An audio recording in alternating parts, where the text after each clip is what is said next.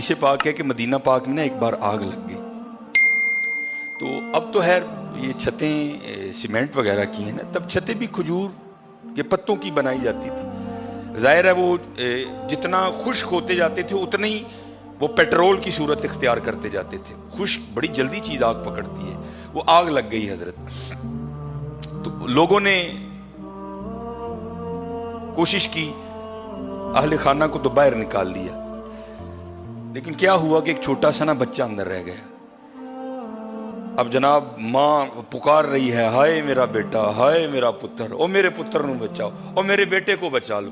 اب آگ نے پوری وہ جو کٹیا تھی نا اس کو اپنی لپیٹ میں لے رکھا ہے. اب کون جائے بھائی اس آگ میں, سب کو زندگی پیاری ہے. اب وہ تو ماں تھی نا, اسے نہیں رہا گیا, اس نے جناب جہاں کی بازی لگائی, آؤ دیکھا نہ تاؤ دیکھا, وہ گھس گئی اندر اور اپنے بچے کو نہ نکال لائی. یہ حدیث پاک کا مفہوم ہے. اتنی دیر میں نبی علیہ السلام بھی تشریف لے آئے. تو وہ بچے کو لے کے نا سیدھا حضور نبی علیہ السلام کی خدمت میں گئی. جا کے عرض کرتی ہے, اللہ کے رسول ہم تو بتوں کو پوجتے تھے.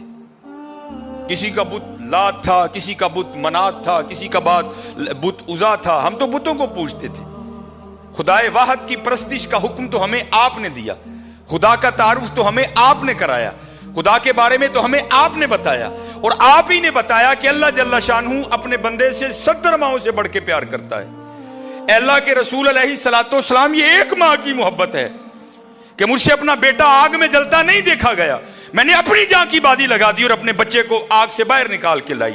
اے اللہ کے رسول, اگر ایک ماں کی محبت یہ ہے کہ وہ اپنے بچے کو آگ میں جلتا ہوا نہیں دیکھ سکی, تو کیا وہ جو 70 ماؤں سے بڑھ کے پیار کرتا ہے وہ جہنم میں ہمیں جلتے ہوئے دیکھ لے گا؟ حدیث پاک ہے, حضور کی مبارک آنکھوں میں آنسو آ گئے. آپ نے 3 بار فرمایا, اللہ کی قسم کبھی بھی نہیں, اللہ کی قسم کبھی بھی نہیں, اللہ کی قسم کبھی بھی نہیں. ہم تو مائل با کرم ہیں, لیکن کیا میں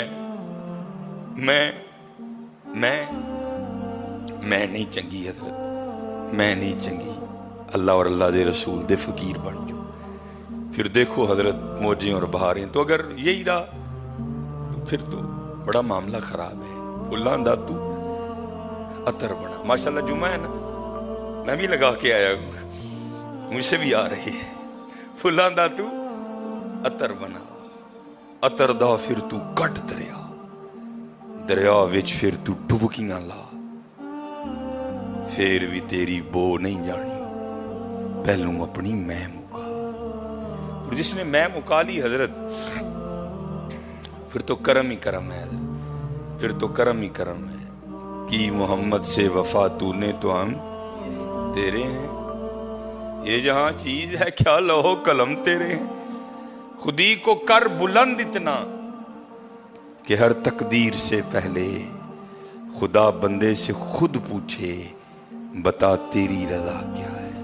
لیکن حضرت میں, کیونکہ حضرت رمضان آیا کاہے کو, یا ایھا الذین آمنوا کتب علیکم الصیام کما کیا لعلکم تتقون, تاکہ تم متقی ہو جاؤ, ڈر جاؤ. تسی قربانی نہ گوشت نہ خون, کیا نیتیں, تقوی پہ.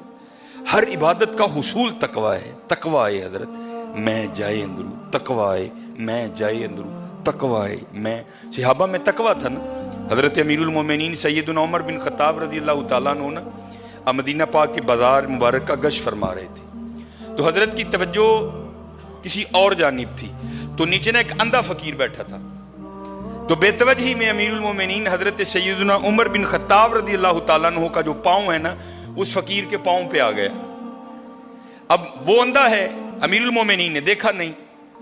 اب اس کو بھی نہیں پتا کہ یہ جس کا پاؤں میرے پاؤں پہ آیا ہے یہ مبارک شخصیت ہے کون, یہ کتنی بلند ہستی ہے, یہ حضور کے محبوب ہیں, یہ مراد رسول ہیں, عام ہستی نہیں ہے.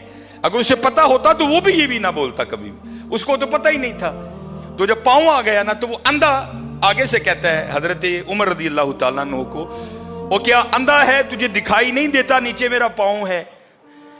قربان جاؤں حضرت, بڑے لوگ بڑی باتیں. حضرت نے اس کا پاؤں پکڑ دیا اور دبا کے کہتے ہیں, یار معاف کر دے, غلطی ہوگی لیکن میں اندھا نہیں ہوں.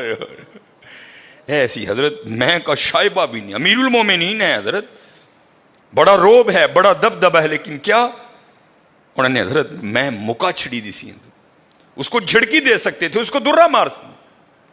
وہ بڑے متقی لوگ تھے حضرت, پاؤں پکڑ کے نہ کہتے ہیں یار غلطی ہو گئی لیکن میں اندھا نہیں ہوں, میں اندھا نہیں. ہاں حضرت قربانی بھی ہم نے دے لی, روزے بھی ہم نے رکھ لیے, حج بھی ہم نے کر لیا, لیکن تقویٰ نہیں آیا.